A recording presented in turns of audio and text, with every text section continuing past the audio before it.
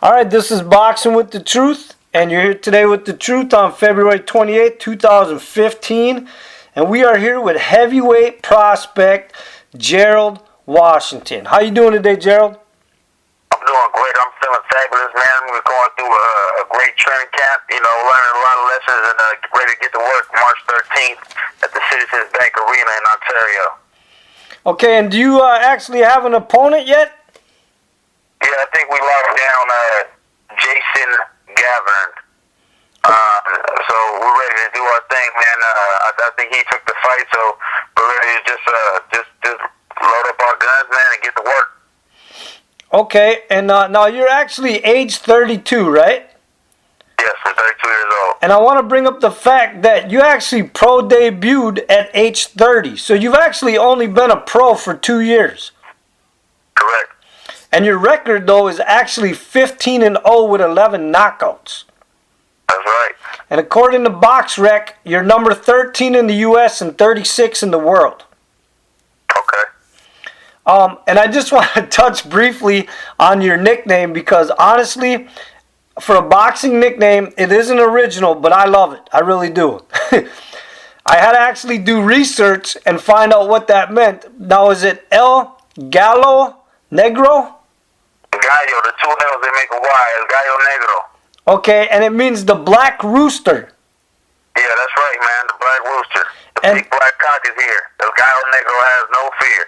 And because the rooster fights to the death, right? That's right, man. The rooster is known as a very symbolic bird in Mexico and a lot of Latin American countries.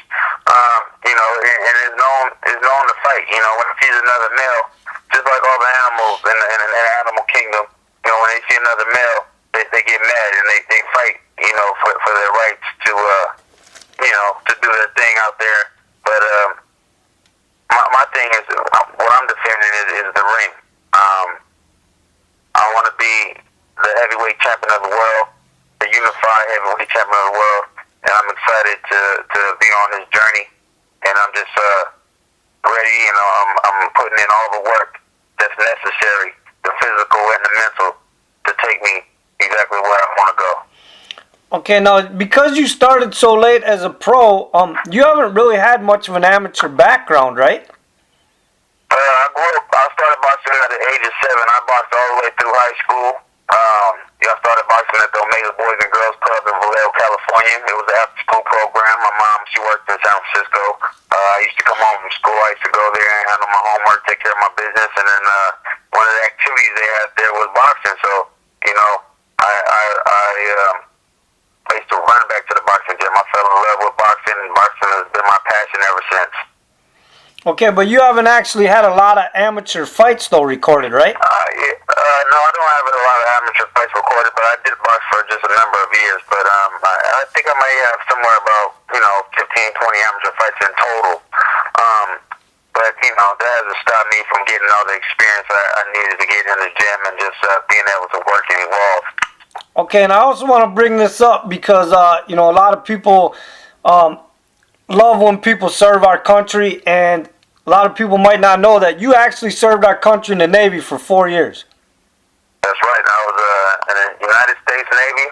I was stationed at HC-3. It was a search and rescue squadron, and I was also on the USS Bellwood. Okay, well, from me personally, thank you for serving our country. Oh, thank you. It was my honor and my privilege to represent and to serve our country. And also, some fight fans, they might not know if they're just becoming familiar with you. You actually were a tight end at USC and then moved into 2 practice squads in the NFL for the Seattle Seahawks and the Buffalo Bills, right? I wasn't actually on practice squad. That's been the word going around. But, I actually signed with the Buffalo Bills in 2009, and then I went to a mini camp in OTAs there, and then I was released from there, and then in 2010 I was invited to another mini camp with the Seattle Seahawks, but I never actually made the team, man. So during that transition, that's when I fell back into boxing. I was just using it as a training tool for me, cross training, and I fell back to level boxing. me, and I was just grateful that I stumbled back upon it, man, and I fell back in love, and it just grabbed me, and I've been there ever since. Okay, now you're actually signed with Al Heyman, right? Yes, I am. And how has that been going for you? I have a great relationship with those guys. Al Heyman has been top notch, best in the business.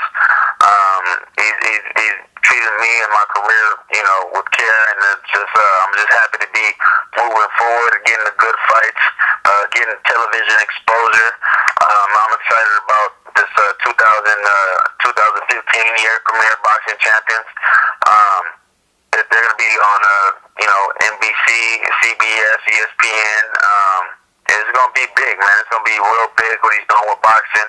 He has a lot of fighters signed to him, and I'm just excited to be part of the team and just ready to move forward and show, my talents and my skills and everything that I can do. All right. Now I want to talk about briefly. I know when you were growing up, you watched like Julio Cesar Chavez. You were interested in Mike Tyson. I was wondering is because you are a Latin fighter and an African American fighter, because your mom is Mexican, correct, and your dad is African American. How come you weren't interested in John Ruiz?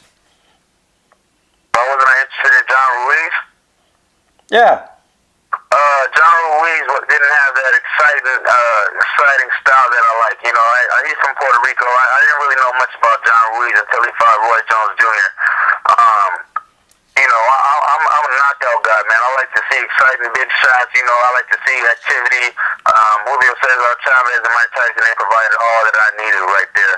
Now that I've grown into this body, that 6'6", 250-pound frame, I have to look at fighters like Lennox Lewis and Vitaly Klitschko and Vladimir Klitschko, guys of that same stature, Riddick Bowe, big guys that just, guys with similar frames as myself.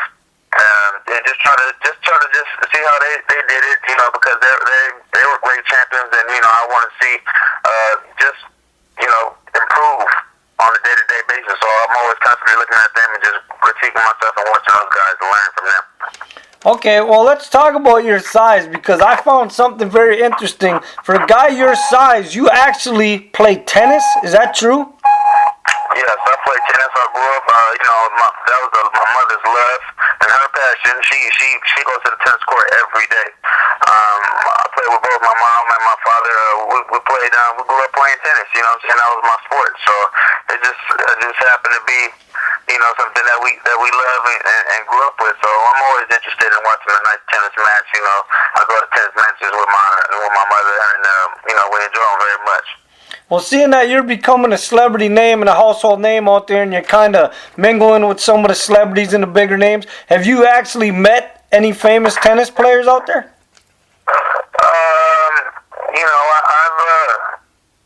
I've met him when I was young. I met Michael Chang and stuff when I was young, and Brad Gilbert. He's Andre Agassi's tennis coach.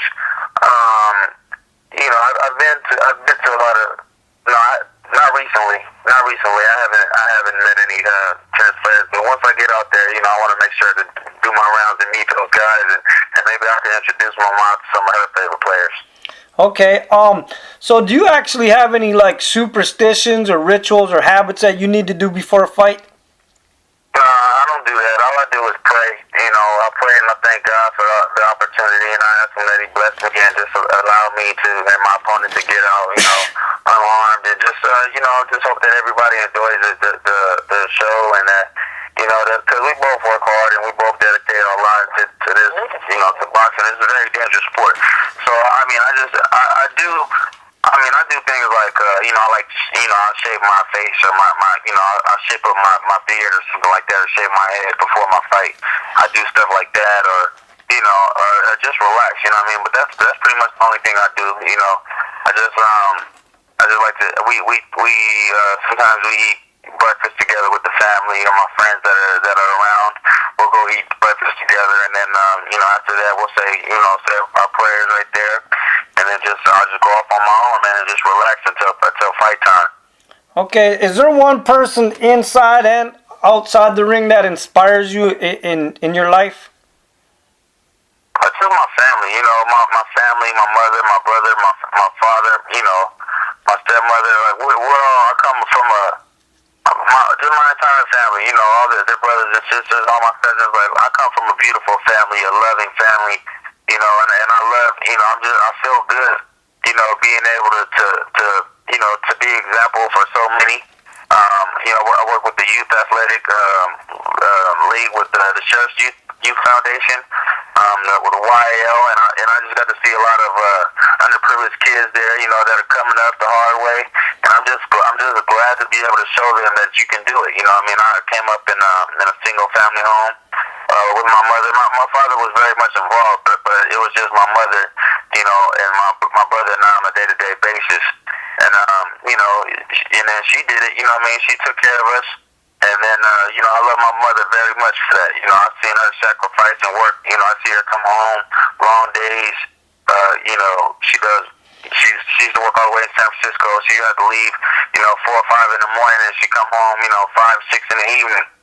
And, you know, she come home tired, and then, you know, just lay on the couch, you know, put her head back and fall asleep on the couch, you know. I try to help her take her shoes off and stuff like that, just help my mom relax, because I know she had a long day and she had to deal with a lot of traffic and stuff. So that was you know, that was hard. So I want to be able to, you know, support my mother one day and just give back, because she gave so much for us. Okay, I want to touch briefly on the All-American Heavyweight program. You're actually a product of that as well, right? I'm not a product of that. They actually didn't let me. They didn't let me participate in that because of my age. But that was my first step into boxing.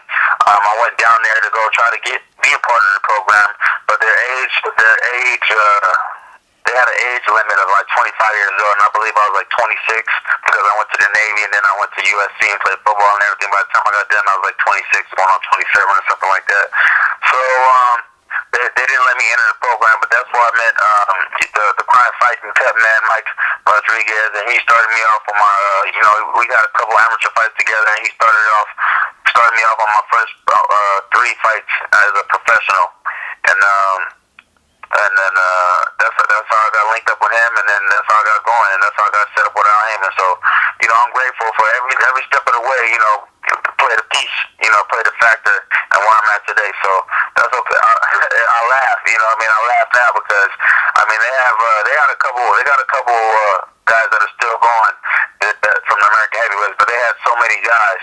But now they have Dominic Brazil, Charles Martin, they had Joe Hanks there, they have Natu, Virginia, and they got a couple other guys that are out there floating around. But you know, I'm just happy to be blessed and be able to keep going and keep going strong. All right. Speaking of where you've gotten so far in your career and stuff, I know, like I said, you're becoming a household name. People are starting to recognize you all over the world, all over the country and stuff. How does that changing you, if any, that the fact that you're kind of being put under a microscope now, your celebrity status and stuff? How does that? Are you okay with that, or does it get irritating? Or oh no, man. You know, I don't look at it like that. I love the light. You know what I'm saying? I love being under the lights. I love performing. You know, I love when my name is called. You know, but I don't really play too much into that. I'm getting out there, but I'm not all the way out there yet. So I haven't felt all the effects of it yet. I've seen guys like Canelo Alvarez, you know, and Mayweather, some of the big stars in boxing, and those guys, you know, they can't get out and go just walk around after their fight, you know, and go say hi to all the fans because there's so many. You know what I mean? They have thousands and thousands of fans. You know, I finished a fight one time, and I just wanted to go say hi to my mom and give my mom a hug after my fight, but it took me like 2 hours, you know, because I was getting stopped every 2 steps. I was getting stopped, you know, which I love my fans. Our fans, this is what we do. We do it for our fans, you know, and you know, we wouldn't be anything without them, you know. But I understand why those guys, you know, they can't get out there. It's hard for them to be in the public because it's just so crazy. But I'm not there. I'm not on that level yet. But you know, when it comes, man, I'm gonna try to keep it as down to earth as possible, and just, you know, just try to be a people's champion. Just be out there with the people, man, because I love the people and I love the world, and I want to share my love with the world. Okay. Now I want to bring up a couple fighters and see what you got to say about them, and hopefully we'll see maybe you fight some of these guys, or maybe there's already something in works that the fans don't know about. Okay. What about you against Christian Hammer? Christian Hammer? Who is that? Christian Hammer? He fights overseas. He's actually fighting Tyson Fury in the next fight. Oh, yeah. He's fighting Tyson Fury. I don't know much about him. I don't know anything about him except for the fact that he is fighting Tyson Fury. I don't know anything about him, but I'll tell you this. I'm fighting on a world-class level right now, and I'm ready for the world right now, you know. And every day right now, we're just polishing the stone. We're getting better and better every day. You know, I can step in the ring with anybody. At this moment, I can step in the ring with anybody. I've come, you know, I've climbed mountains from where I was in the beginning, and I've learned many lessons. I'm going to continue to learn a lot more lessons on the way. But I'm a winner, and I know how to win. I know how to get the job done, and I will find a way to win. Okay, no matter who I'm in the ring with. Are you familiar with Andy Ruiz Jr? I know who Andy Ruiz is. What about possibly fighting him? I would love to fight. I would love to fight with Andy Ruiz. That would make my day if I could have a fight with a guy on his level, on his, you know. I would love. That's a high caliber opponent. You know, he brings a lot of power, and he's a good fighter. I just want to see. I want to see what he can do. I love this. That'd be a good fight for me, just to see where I'm at and to know where I'm at. So, if that was ever arranged, I would love to have a fight with Andy Ruiz. Yeah, I mean, I think the fans would love to see that. I mean, two undefeated guys of your caliber. Both you guys are coming up. I mean, you guys both got decent fan bases right now. So, I mean, we gotta get the big matchups out there. That's right. That's what brings excitement. What about Tyson Fury? I would love to fight with Tyson Fury as well. You know what I'm saying? It's a big guy. You know, I love fighting big guys. I love guys fighting bigger guys that are bigger than me. I always get, you know, I'm 6'6", so most guys that I fight, you know, they're either my height or they're a little shorter. Most of the time they're shorter, you know, so people are looking like, oh, you know, they expect you to win because you're big. Height doesn't have anything to do with it, with boxing. Mike Tyson was 5'10", 5'11", he was knocking everybody out. It's not about the size, it's about the fighting the dog, the fighting the rooster. So yeah, man, I love to fight with that big guy, man. Just mix it up with him and see what I got. I'm not one of those fighters that's gonna shy away from people. I know, to me, the true definition of a world champion is being able to beat everybody in the world, the top guys in the world, back to back to back to back to back to back to back again and again. If you want to be a true champion, that's what I feel you have to do, and that's what I'm looking forward towards doing. I'm just trying to put myself in that position right now. You know, just put myself there to get a title, and then once I have a title, I'm taking everybody out. So basically, you want once you get a few more fights, and you'd like to fight Deontay Wilder for that belt, then? I would love, of course. He's the man. He's the champion right now. He's the WBC heavyweight world champion, and you know, that's it can only be one king. You know what I'm saying? The belts they have a split right now, so he has a piece of it, of the title, and so does Klitschko. So, you know, those guys, we're gonna have to go through those guys to get it. You know what I'm saying? And I'm definitely working my ass off to put myself in position to be in there with those guys. Okay, now I'm gonna bring this up, and you might not even give me an answer, but I'm gonna throw it out there anyways. Now I know that you and Charles Martin are friends, right? Yeah. What happens if it comes down, somewhere down the line in the future, there's a belt opportunity and you and Charles Martin have to fight? Like I just said, man, it can only be one king, one true king, one heavyweight champion of the world, right? So, at the end of the day, man, we're blessed enough to be in that position to be fighting for world titles, man. You know, we're friends, but it's a business at the same time, man. So be it. We're not. You know, it'd be different if we were brothers. I mean, we're associates, we're friends and stuff, but it can only be one. It can only be one champion. What we're gonna say, man? You know, we're boys, so you know. No, we want to be the champion. You know what I'm saying? And I'm sure he feels the same way. Everybody that's in this boxing game that's serious about it, that want to be a champion, there can only be one. It doesn't matter who's in front of them, who's to the side of them. Like, you know, we can come up together. You know what I'm saying?